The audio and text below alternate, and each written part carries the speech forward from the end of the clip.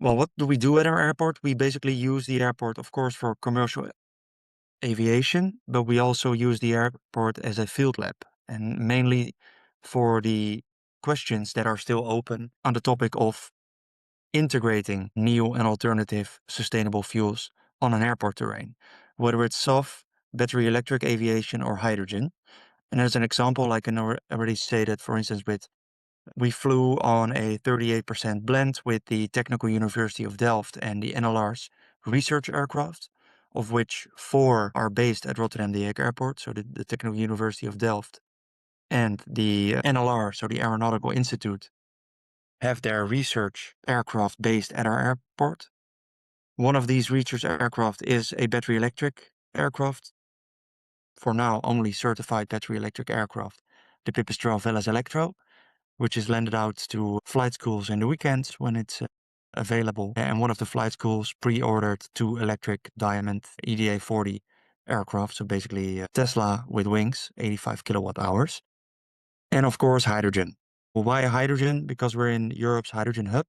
Hydrogen has been present in the Rotterdam region for decades already, mainly as a main source for refinery processes of Shell, ExxonMobil, and BP, for instance, but in the future for many more sources, for mobility reasons, maritime sector, and eventually, hopefully, standards from the automotive industry that are being used, fuel cell graded hydrogen, 350 and 700 bars, 2601 automotive standards. Standards that we see slightly being reflected in some of the demo projects that take place at our airport. So I think the automotive, in that sense, leads a bit before the actual application in aviation.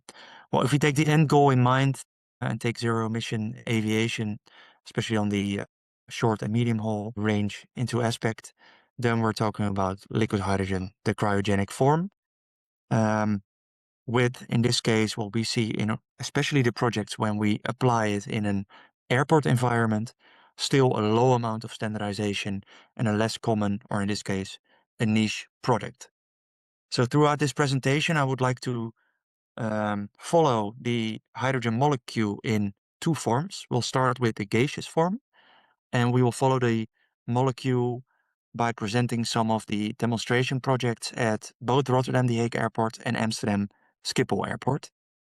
And I would like to begin with our mother company, Schiphol Airport, in which hydrogen is mostly foreseen in the first place for ground service equipment, peak shaving, grid congestion, all the things that airports that are electrifying and try to build a better local air quality for their local employers have to deal with at the moment.